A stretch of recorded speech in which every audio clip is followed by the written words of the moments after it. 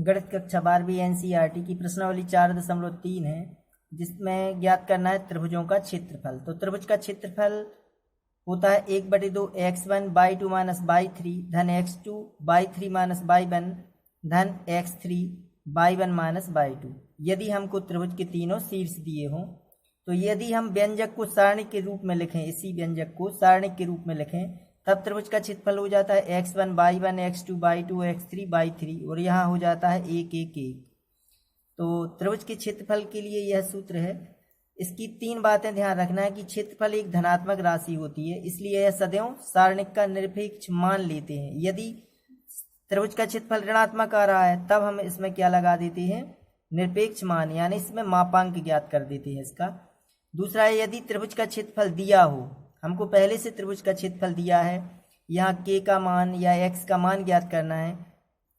तो गणना के लिए सारणिक का धनात्मक और ऋणात्मक मानों का प्रयोग करते हैं, यानी धन और ऋण दोनों लेते हैं। यदि त्रिभुज का क्षेत्रफल 4 दिया है तो धन ऋण 4 लेंगे हम। 3 संरेख बिंदुओं से बने त्रिभुज का क्षेत्रफल होता है 0, क्योंकि 3 संरेख का मतलब जो एक ही सीध में हो। जब यह तीनों बिंदु एक ही सीध में, तो तब तो त्रिभुज ही नहीं बनेगा, तब इसका क्षेत्रफल क्या होगा, 0 हो जाएगा। तो यदि बिंदु संरेख हैं, तब त्रिभुज का क्षेत्रफल क्या होता है, 0 होता है। तो 3 संरेख बिंदुओं से बने त्रिभुज का क्षेत्रफल 0 होता है। अब अगर वो पूछ रहा है कि सिद्ध कीजिए कि 3 दिए गए बिंदु संरेख हैं, तब त्रिभुज का क्षेत्रफल क्या सिद्ध करना पड़ेगा हमको, 0। यदि त्रिभुज का क्षेत्रफल 0 है, तब दिए गए बिंदु संरेख होंगे। तो इसका पहला क्वेश्चन है कि निम्नलिखित प्रत्येक में दिए गए शीर्ष बिंदुओं वाले त्रिभुजों का क्षेत्रफल ज्ञात कीजिए। यह 3 शीर्ष बिंदुओं के निर्देशांक दिए हैं, तो हम मान लें कि माना a, b, c एक त्रिभुज है,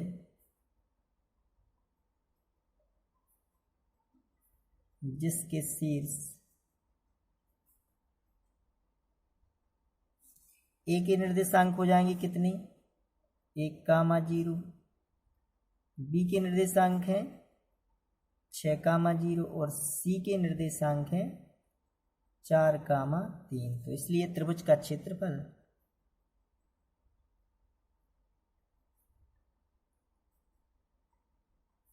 त्रिभुज का क्षेत्रफल 1/2, यहाँ त्रिभुज का क्षेत्रफल होगा 1/2, यहाँ भी 1/2 x1 by 1 x2 by 2 x3 और बाई 3, यह हो जाएगा 1 1 1।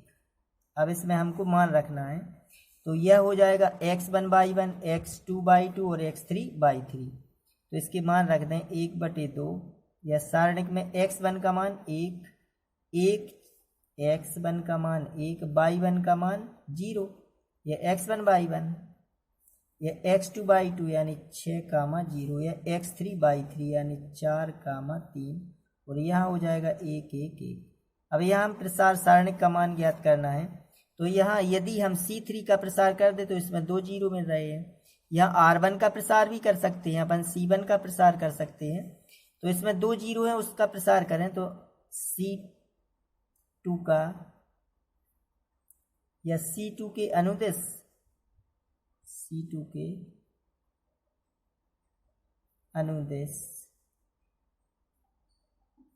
प्रसरण करने पर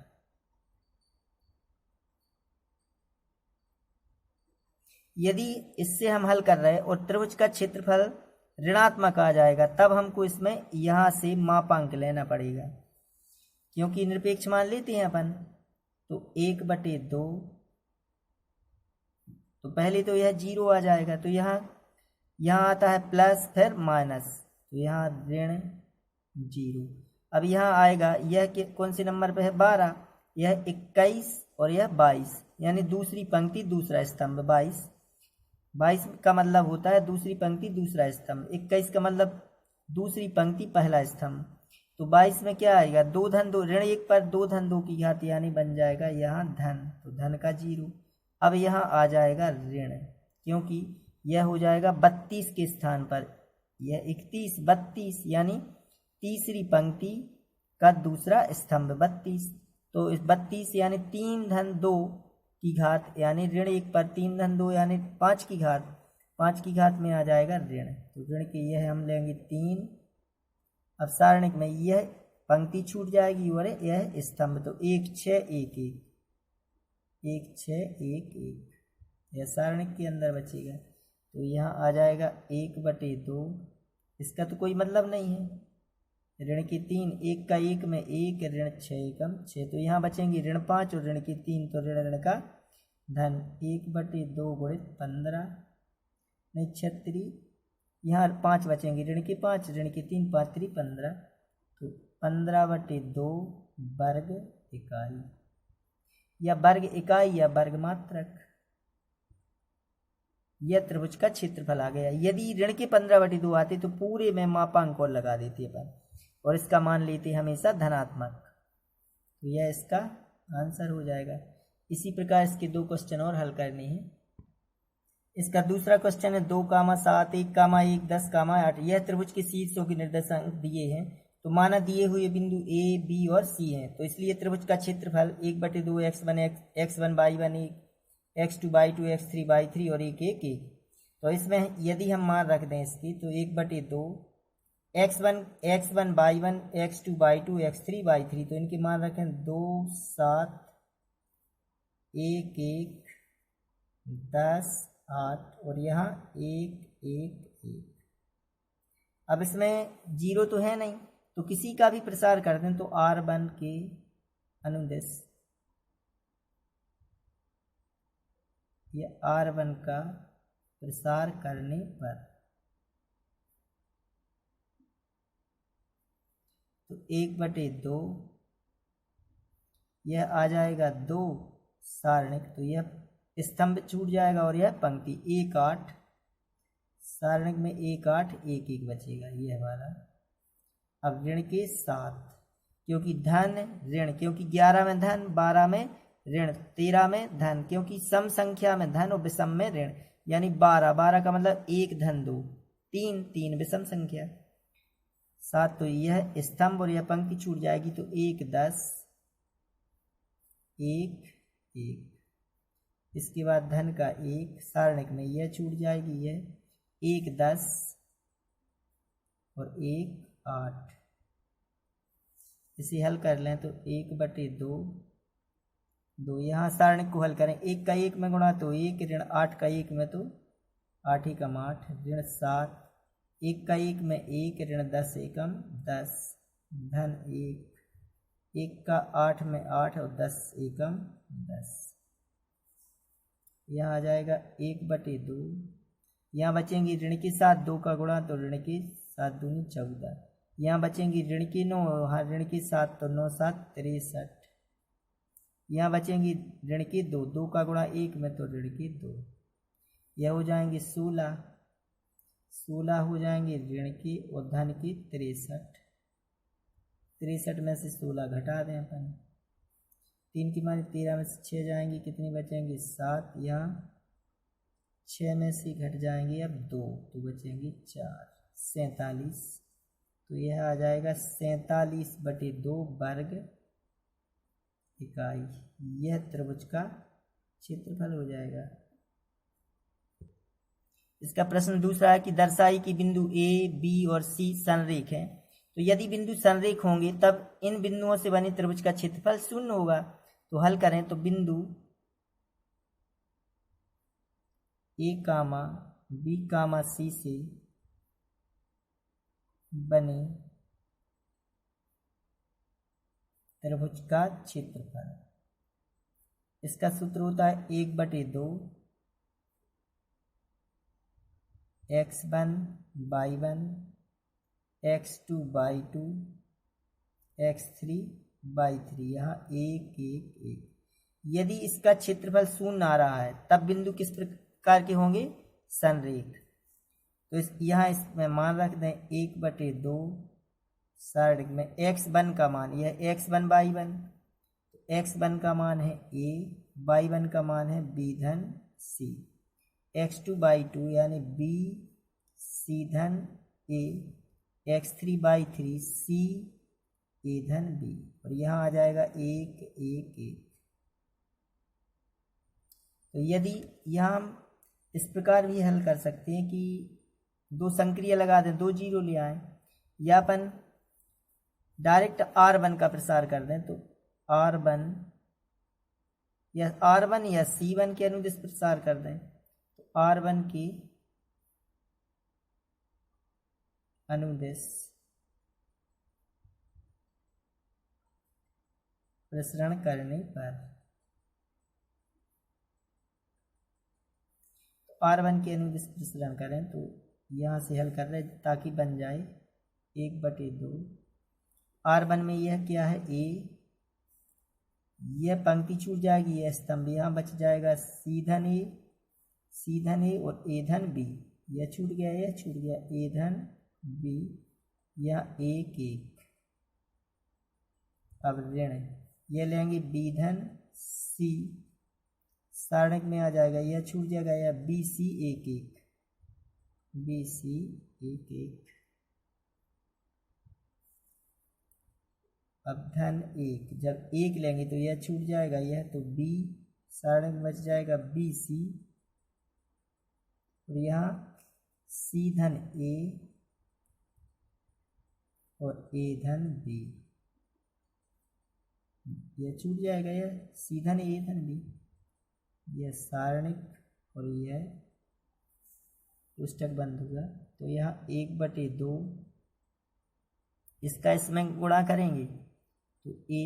C धन A का जब 1 में गुणा होगा तो C धन A, अब बीच में ऋण और A धन B का 1 में, तो कोष्टक में हम A धन B लिखें और उसमें ऋण का गुणा करेंगे, तो ऋण का A आ जाएगा और ऋण का B आ जाएगा, ऋण B धन C, यहाँ गुणा करें तो B ऋण C, यह बन जाएगा धन, ये यहाँ 1 है, B का जब इसमें गुणा करेंगे तो AB धन B वर्ग, लेकिन अब ऋण, अब C का इसमें गुणा करना है और ऋण का भी करना है, तो ऋण C का गुणा कर दें, तो ऋण के C वर्ग बन जाएंगे और ऋण के बन जाएंगे AC, ये पुस्तक बंद, तो यहाँ आ जाएगा 1/2, A और A कट जाएगा यहाँ से, तो यहाँ गुणा करें तो AC, C का A का गुणा होगा ऋण B में, तो ऋण के AB, यहाँ 1 में धन है 1 में ऋण, तो ये ऋण, यहाँ बन जाएगा B वर्ग ऋण C वर्ग, सर समीका लगा दी, धन यहाँ बचेगा AB धन B वर्ग ऋण C वर्ग और ऋण के AC, 1/2 AC ऋण AB ऋण B वर्ग, यहाँ ऋण ऋण का बन जाएगा धन, तो धन का C वर्ग, धन का AB धन का B वर्ग ऋण का C वर्ग और ऋण के AC और AC कट जाएंगे, C वर्ग कट जाएगा, ऋण के AB धन के AB कट जाएगा, ऋण का B वर्ग धन का B वर्ग, तो यहाँ आ जाएगा 1/2 गुणित 0 बराबर 0। चूँकि इन त्रिभुज ABC का क्षेत्रफल क्या आ रहा है, 0 आ रहा है, तो इसलिए बिंदु, चूँकि त्रिभुज का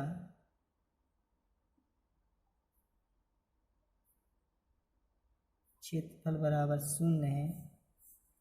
इसलिए बिंदु A, B, C संरेख है, क्योंकि जब संरेख यानी एक ही सीध में होंगे A, B, C, तब त्रिभुज ही नहीं बनेगा, इसलिए इनका क्षेत्रफल कितना आ रहा है, 0, तब बिंदु कैसे होंगे, संरेख होंगे। इसका तीसरा प्रश्न है कि प्रत्येक में k का मान ज्ञात कीजिए जहां त्रिभुज का क्षेत्रफल 4 वर्ग इकाई हो। तो यदि त्रिभुज का क्षेत्रफल हमको दिया है, तब इसका क्षेत्रफल जब हम लेंगे त्रिभुज का क्षेत्रफल 4, तो धन और ऋण लेंगे, क्योंकि हमने यहाँ इससे पहले 3 बिंदु बताए थे कि जब भी त्रिभुज का क्षेत्रफल दिया हो तो अब k का मान धनात्मक भी हो सकता है और ऋणात्मक हो सकता है, तब इसका क्षेत्रफल जब हम लेंगे तो धन और ऋण में लेंगे, तो यानी धन ऋण 4 इसका क्षेत्रफल होगा। तो माना दिए गए बिंदु A, B और C हैं, तो इसलिए त्रिभुज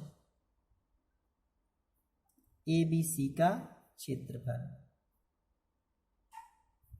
कितना दिया है, अपन को क्षेत्रफल दिया है धन ऋण 4, अब त्रिभुज का क्षेत्रफल होता है 1/2, यहाँ x1/1, x2/2, x3/3 और यहाँ 1/1 बराबर धन ऋण 4। अब इसका मान रखते हैं अपन, तो 1/2 सारणिक में x1 का मान है k 0, 4 0 और 0,2, यहाँ है 1/1 बराबर धन ऋण 4। अब 2 का यहाँ 2 का त्रियक गुणा भी कर सकते हैं यहाँ, क्योंकि इसकी बटे में 2 है तो 2 का त्रियक गुणा करके धन ऋण 8 हो जाएंगे, या 1/2 इसकी बटे में कर दें तब भी, और इसका हम कर दें C1 के अनुदिश भी कर सकते हैं, या अपन कर दें तो R1 के अनुदिश कर दें, R1 के अनुदिश प्रसरण करने पर, तो R1 के अनुदिश प्रसरण करने पर, तो यहाँ 1/2 जब इस यहाँ बटे में जाएगा तो हो जाएंगे कितनी, धन ऋण 8, या इसी प्रकार लिख दें कि 1/2 ज्यों का त्यों लिखें अपन। R1 के अनुदिश प्रसरण करेंगे तो k सारणिक में क्या बच जाएगा, यह छूट जाएगा, यह 0,2 और 1/1। अब ऋण का 0 तो 0 का गुणा तो 0 बन जाएगा सब धन, जब 1 लेंगे तो यह छूट जाएगी, यह स्तंभ और यह पंक्ति छूट जाएगी, यानी सारणिक में बचेगा 4 0 0 2 बराबर धन ऋण 4। अब 2 का त्रियक गुणा कर दें तो यहाँ k यहाँ आ जाएगा 0 ऋण 2 एकम 2, यहाँ 0 का तो कोई मतलब नहीं है, धन 1, यहाँ 4 दूनी 8 ऋण 0 बराबर इसका त्रियक गुणा तो धन ऋण 8, यहाँ ऋण के 2 के और धन के 8 बराबर धन ऋण 8। ऋण के 2 के हैं, 8 का और पक्षांतर इस साइड कर दें तो ऋण के 2 के ये 8 है, तो इस साइड जाएंगे तो ऋण के 8 धन ऋण 8, तो यहाँ के बराबर, यहाँ ऋण के 2 के बराबर, जब धन चिन्ह लेंगे अपन तो 0 आ जाएगा, जब ऋण चिन्ह लेंगे तो ऋण के 16। अब 2 से दोनों में भाग देंगे जब, तो यहाँ आ जाएगा के, जब ऋण के 2 0 के बटे में जाएंगे तो 0, जब ऋण के 2 16 के ऋण 16 के बटे में जाएंगे तो आ जाएंगे 8, तो के की हमको 2 मान प्राप्त हो गए, 1 0 और 1 8। बहुत मोस्ट क्वेश्चन है यह परीक्षा के लिए। इसका दूसरा क्वेश्चन है कि ऋण 2 0 0 4 0 के, हमको के का मान ज्ञात करना है और त्रिभुज का क्षेत्रफल दिया है हमको 4, तो त्रिभुज ABC का क्षेत्रफल कितना हो जाएगा, धन ऋण 4, तो त्रिभुज ABC का क्षेत्रफल बराबर धन ऋण 4, यह इसका हमने सूत्र लगा दिया त्रिभुज के क्षेत्रफल का। तो x1 x1/1 x1/1 x2/2 और x3/3 इसके मान रख दें, यहाँ 1/2, तो इसके मान रखेंगे तो 1/2, यहाँ ऋण के 2 0 तो 0,4 और यहाँ 0 और k, यहाँ 1 1 1 बराबर धन ऋण 4। इसका त्रियक गुणा फिर कर दें तो यहाँ बन जाएंगे 8 और R1 नहीं C1 के सापेक्ष करें, C1 के अनुदिश प्रसरण करने पर, तो यहाँ हो जाएंगे 8, तो ऋण के 2 लेंगे तब सारणिक में क्या आ जाएगा, यह पंक्ति यह स्तंभ और यह पंक्ति छूट जाएगी, 4 के 1 1। अब ऋण का 0 और धन का 0 और 2 का त्रियक गुणा कर देंगे तो धन ऋण कितने आ जाएंगे, 8। इसका कोई मतलब नहीं, क्योंकि 0 में जब गुणा हो, यहाँ 0 है और यहाँ कोई भी मान आएगा तब जब इसका गुणा होगा तो 0 ही बनेंगे, तो यह ऋण का 0 और धन का 0, तो ऋण के 2 यहाँ गुणा करें 4 एकम 4 ऋण के बराबर धन ऋण 8, इसका गुणा कर दें तो ऋण के 8 ऋण के धन के 2 के बराबर धन ऋण 8, 8 का पक्षांतर 2 के बराबर आ जाएंगे, ये इस ऋण के 8 है तो धन के 8 धन ऋण 8, 2 के बराबर, एक बार धन चिन्ह तो 16 हो जाएंगे, जब ऋण चिन्ह तो 0, 2 का भाग दे दें, k बराबर 8 और यहाँ 0, ये इसके आंसर हो जाएंगे। इसका प्रश्न क्रमांक चौथा है कि सारणिकों का प्रयोग करके 1, 2 और 3, 6 को मिलाने वाली रेखा का समीकरण ज्ञात कीजिए। तब इसे हल करें कि माना दो बिंदु यह ए और यह बी, माना ए और बी को मिलाने वाली रेखा पर स्थित कोई बिंदु सी एक्स कामा वाई है। अगर दो बिंदुओं को मिलाने वाली रेखा यह है, यह ए और यह बी, इस पर स्थित कोई बिंदु एक सी, यहाँ कोई बिंदु और आगे बढ़ा तो यहाँ क्या कहलाया सी, यहाँ भी हो सकता है या इस रेखा पर स्थित है कोई बिंदु सी। तब मिलाने वाली रेखा पर स्थित कोई बिंदु सी है, तब यह तीनों बिंदु किस प्रकार के होंगे, संरेख होंगे, क्योंकि यह तीनों बिंदु एक ही रेखा पर स्थित हैं। तब बिंदु ए कामा बी कामा सी संरेख होंगे, संरेख होंगे। तो इसलिए त्रिभुज ABC का क्षेत्रफल, त्रिभुज का क्षेत्रफल 1/2, सारणिक में क्या आ जाएगा, x1 y1 1, x2 y2 1, x3 y3 1। चूंकि बिंदु संरेख हैं तब त्रिभुज का क्षेत्रफल क्या हो जाएगा 0, तो बराबर 0 लिख दें। त्रिभुज का क्षेत्रफल होगा 0 के बराबर, तो इसलिए 1/2। अब यहाँ से हल कर दें, यहाँ 0 लिख सकते थे, 1/2 सारणिक में आ जाएगा। x1 का मान क्या है 1, 2, 3, 6 और यहाँ आ जाएगा xy और यहाँ 1, 1, 1 बराबर 0। तो R1 के अनुदिश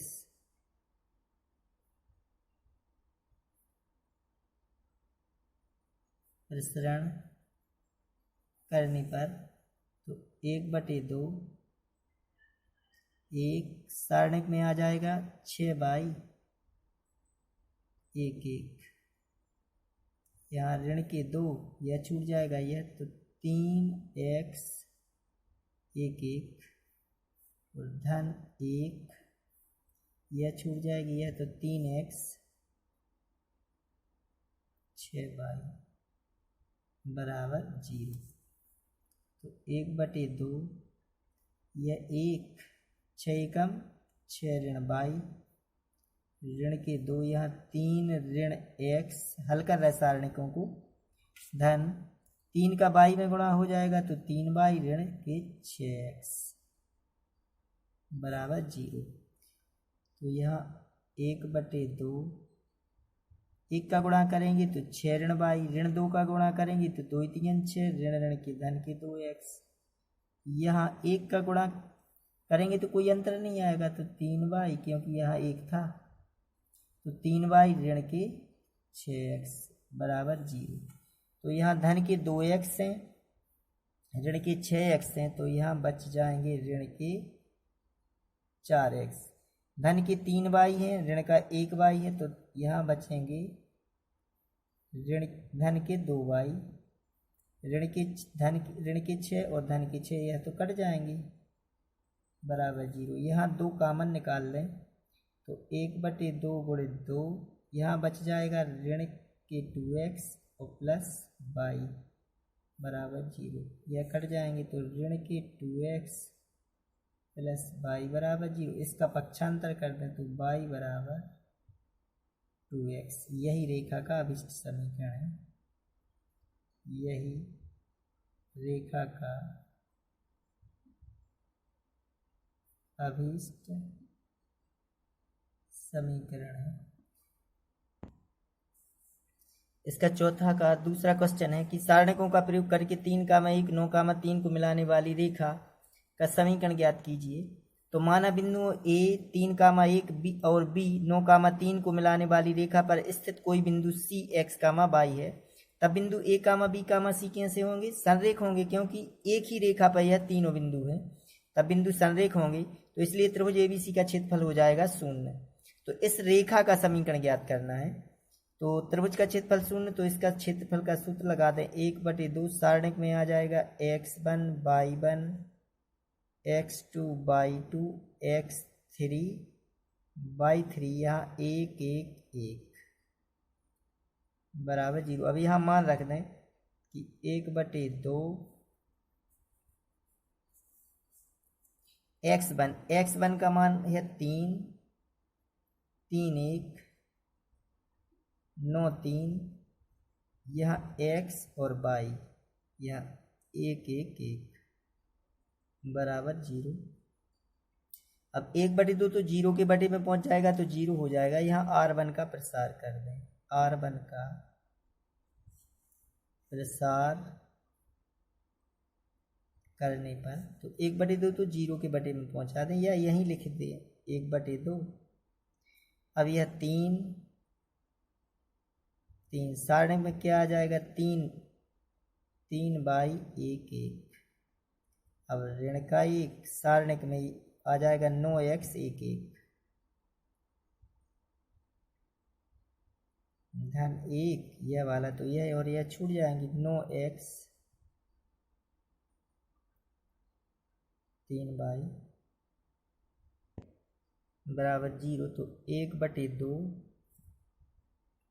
यहाँ 3 एकम 3 ऋण y यहाँ ऋण 1 यहाँ आ जाएंगे 9 ऋण x धन 1 यहाँ 9y ऋण 3x। तो 1/2 3 का गुणा करें 3 तिरका 9 ऋण 3y ऋण 1 का गुणा करेंगे तो ऋण के 9 ऋण का धन का x धन 1 का गुणा करेंगे तो 9y ऋण 3x बराबर 0। यहाँ x कितने हैं 1x धन का ऋण के 3x तो ऋण के बचेंगे 2x ऋण के 3y है 9 9 तो कट जाएंगे ऋण के 3y धन के 9y तो यहाँ धन के हो जाए बचेंगे 6y बराबर 0। 2 कामन निकाल दें यहाँ से तो 1/2 गुणित 2 तो यहाँ बच जाएगा ऋण का x धन 3y बराबर 0। 2 से 2 कट जाएंगे ऋण x धन 3y बराबर 0 या इसका पूरे का पक्षांतर कर दें तो x ऋण 3y बराबर 0। यही रेखा का अभिष्ट समीकरण है, यही रेखा का अभिष्ट समीकरण है। यहाँ दिया है 5वां क्वेश्चन विकल्प है कि यदि शीर्ष 2 ऋण 6 5 4 और k 4 वाले त्रिभुज का क्षेत्रफल 35 वर्ग इकाई हो तो k का मान ज्ञात कीजिए। इसके 4 विकल्प दिए हैं 12 ऋण 2 ऋण के 12 2 ऋण के 2 और डी में है 12 और ऋण 2। तो त्रिभुज का क्षेत्रफल बराबर धन ऋण 35 वर्ग इकाई दिया है हमको तो यह सूत्र लगा दिया 1/2 यह x1/1 यह x1/1 x2/2 और x3/3। तो इनके x1/1 x2/2 और x3/3 के हमने यहाँ मान रख दिए। अब यदि हम r1 का प्रसार करते हैं r1 के अनुदिश प्रसरण करने पर अनुदिश प्रसरण करने पर तो 1/2 यह 2 तो यह छूट जाएगा यह तो इसका इसमें गुणा इसका इसमें तो 4 एकम 4 ऋण 4 एकम 4। अब ऋण के 6 तो यहाँ ऋण और ऋण के 6 तो धन के 6 बन जाएंगे। यह स्तंभ छूट जाएगा यह पंक्ति इसका इसमें गुणा होगा इसका इसमें तो 5 एकम 5 ऋण यहाँ आ जाएगा k। अब धन 1 तो यह छूट जाएगा यह स्तंभ और यह पंक्ति तो 5 का 4 में 5 के 20 ऋण k का 4 में यानी 4k बराबर धन ऋण 35। तो 1/2 यहाँ तो 0 बन जाएगा यहाँ 6 पंचे 30 ऋण 6k 1 का गुणा करेंगे तो 20 ऋण 4k बराबर धन ऋण 35। इस 2 का तिर्यक गुणा कर दें तो 36 और 20 हो जाएंगे 56 यहाँ हो जाएंगे ऋण की 10 की यहाँ बराबर में धन ऋण हो जाएंगे 70। तो 10 के का इस साइड पक्षांतर 70 का इस साइड, तो 56 ऋण धन हो जाएगा यहाँ 70 बराबर 10 के। तो इसमें से हम यहाँ हो जाएंगे 6 पंचे 30, यहाँ तो 0 बन जाएगा, 6 पंचे 30 और ऋण के 6 के, यहाँ 1 का गुणा करेंगे तो 20 ऋण 4 के बराबर धन ऋण 35, इस 2 का तिर्यक गुणा हो जाएगा यहाँ, तो धन ऋण 70, 30 और 20 हो जाएंगे 50 ऋण के 6 और ऋण के 4 ऋण के हो जाएंगे 10 के। इसका हम पक्षांतर करते हैं, 10 के का इस साइड 70 का इस साइड, तो धन ऋण है तो ऋण धन हो जाएगा बराबर 10 के। एक बार हम ऋण चिन्ह लें तो 50 ऋण 70 ऋण के 20, और एक बार धन लेंगे तो 50 धन 70 बराबर 120 बराबर 10 की। 10 का पूरे में भाग चला जाएगा, जब इसके बराबर जी तो 10 का भाग जाएगा, तो यहाँ इसमें भी 10 का भाग बराबर के, तो यहाँ ऋण के 2 आ जाएंगे, यहाँ 12 बराबर के, या के का मान हो जाएगा 12 और ऋण के 2, यानी ऑप्शन डी हो जाएगा इसका आंसर। यह प्रश्नावली समाप्त हुई अपनी।